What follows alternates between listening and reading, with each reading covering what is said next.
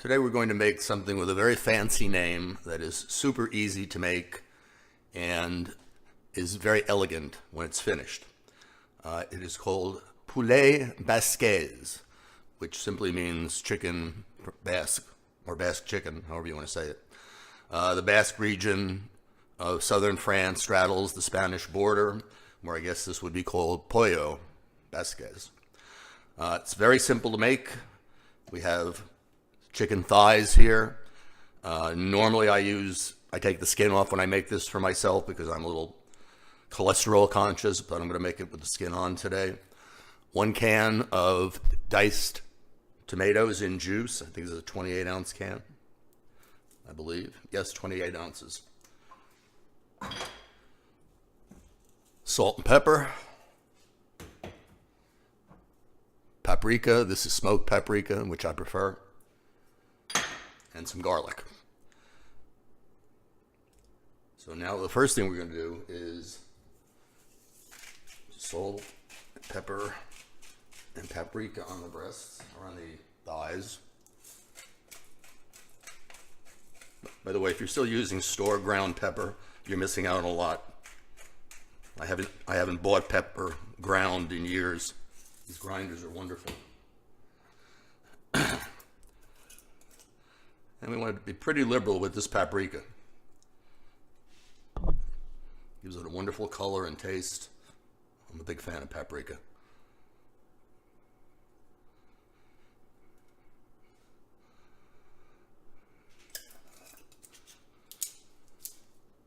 Okay, that's the first part.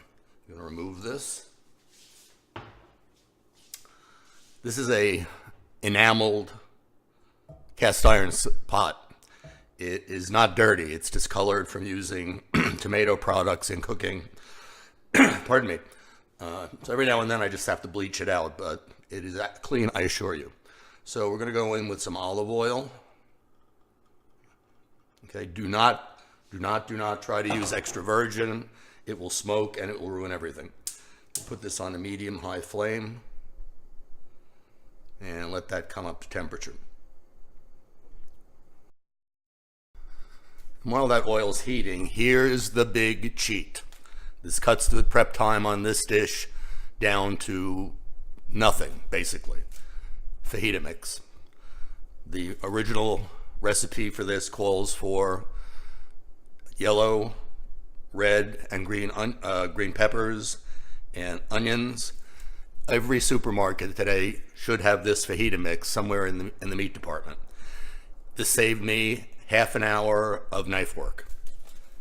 It's a good cheat.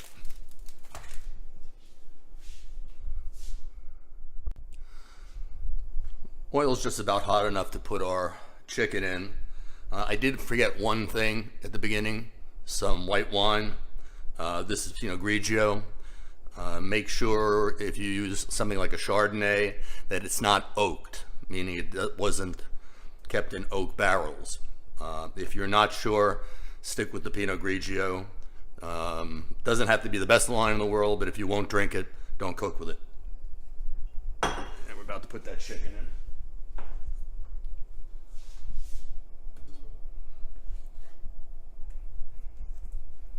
Okay, very important when you're using enamel cookware, do not use metal utensils. You will ruin that beautiful finish. So these go in face down, presentation side down, and you can hear we're going to get a nice sear on those.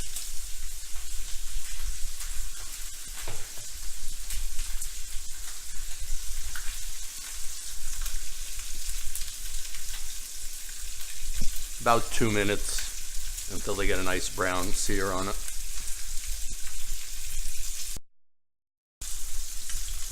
Alrighty, we're about to turn these over, but before we do, we're going to repeat salt,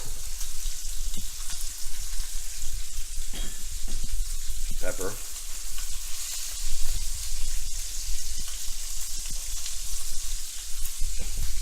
and paprika.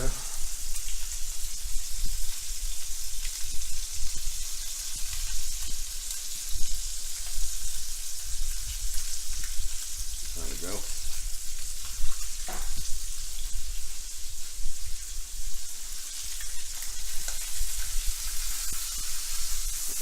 Nice brown on them.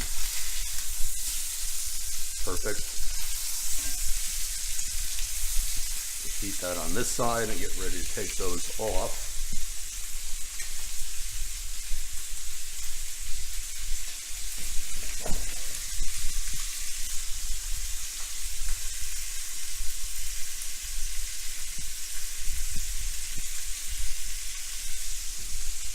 In the meantime, I'm going to get these vegetables opened up.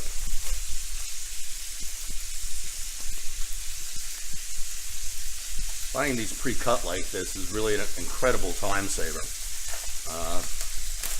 If you want it to be a purist and you like knife work, by all means, go right ahead. But anything that saves me a half an hour of work is okay in my book.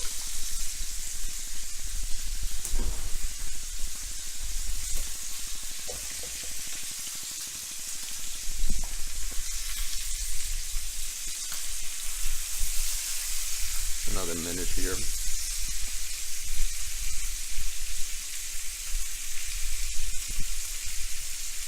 Okay, these can come off now.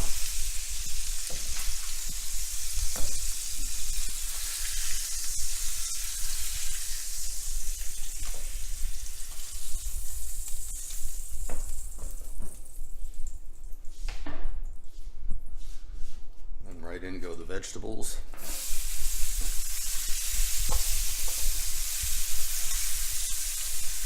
Keep your heat up fairly high at this point.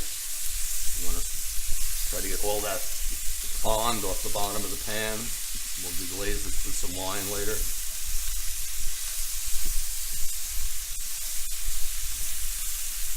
Keep them going for a while.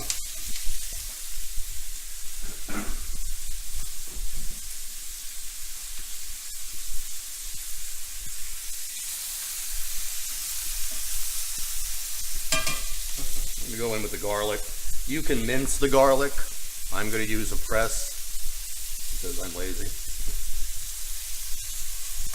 If you don't have a press, you'll have to mince this garlic up very fine. This also pulls out a lot of the essential oil, so you get the total flavor profile from the garlic. Over there. At this point, you want to turn your fire down to medium. Get other cloves of garlic in there.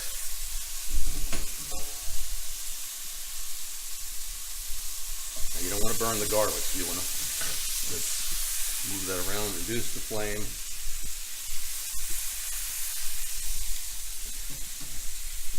And we're going to go in with the wine, about a cup. Cup and a half.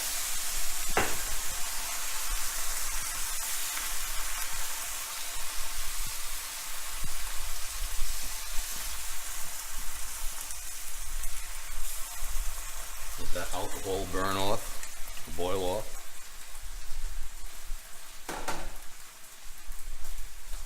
Whenever you cook with alcohol, make sure that you do boil it off for a few seconds, otherwise it has a very bad taste. And so I'm going to reduce this down to low, put a cover on it for just 2 minutes, let the vegetables soften, and then we'll go back to the chicken. Okay, just about 2 minutes gone by. The vegetables are starting to soften up nicely. Take the entire can of diced tomatoes with the juice, go in there. Bring your heat back up to medium. It's all mixed together nicely.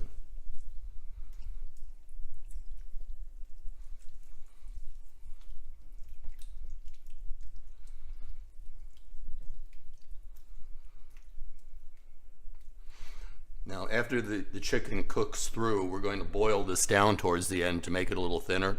We've got quite a bit of liquid in here. If you go too far with that step, and I will repeat this later, you can add just a little bit of water or even a little chicken stock. So we're bringing this fire back up till we get this to a fast simmer, almost a boil.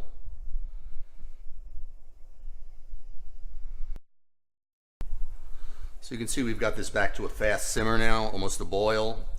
We're going to bring our chicken breast, or chicken thighs, I keep saying that. Thighs again here, kind of nestled in that broth there.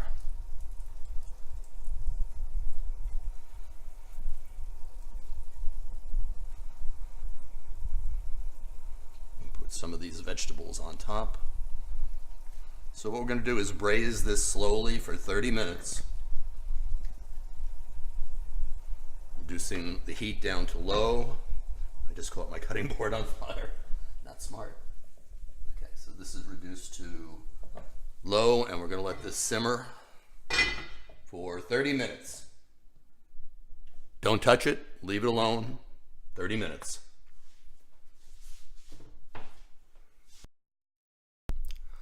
Okay, the 30 minutes have passed. I can't stress to you how important it is not to peek at this, not to mess with it. Put it on low, let it cook for 30 minutes. We're braising, and when you braise something, you want to keep the constant temperature, so don't look in. Now, when I lift this lid, we should have a slow simmer going on. And there you go. Perfect. And since I've gotten smarter in my old age, I'm going to put this down somewhere where I won't burn myself. So that's just what you want to see. Perfect simmer like that. I'm going to remove. Whoop. This is the bad thing about working with these rubber tip tongs. They don't grip very well. Okay, we're going to take this chicken and let's take that off there. Okay, I'm tenting these in some foil to keep them warm.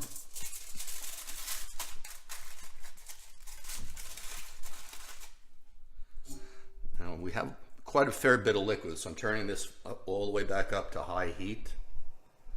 And we're going to boil this down to reduce it. Probably about 5 minutes once it gets going, but we'll check back. Again, if you overdo this step and it gets too thick, you can add either a little bit of water or some chicken broth. The chicken broth is actually kind of nice. I don't usually use it, but it's an option. So that's coming back up to a boil, and we are going to let it do its thing until it reduces. Reduce probably by half. That's what I'm looking for. Okay, now we're plating this up with this absolutely beautiful Tex-Mati rice. Take some of that lovely chicken.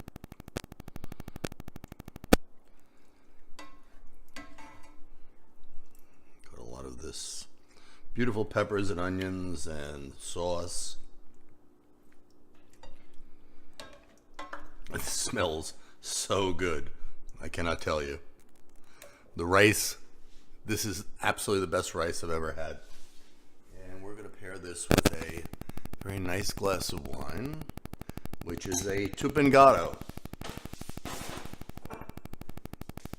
This is an Argentinian wine. I don't know if you can see that. I think I'm blocking the light. Oh, wait a minute. Isn't that so much better? It's a Tupingato. It's available from Total Wine and More. There you go. And a lovely one. And now,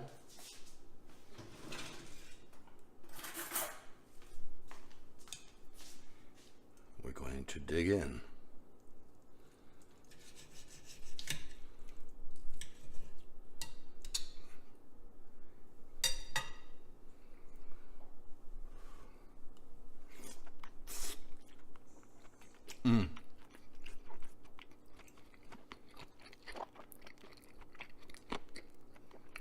So good.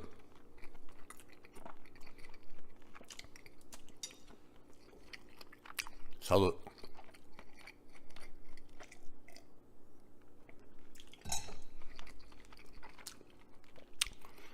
This is an easy, wonderful, delicious, elegant dish.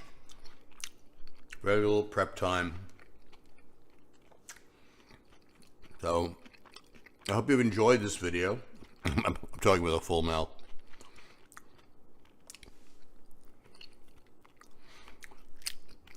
And if you have, please remember to give it a thumbs up, a like that, the right side of the frame. Hit the red button to subscribe to the channel if you want to see more of these videos. And thank you for watching. I'm going to eat.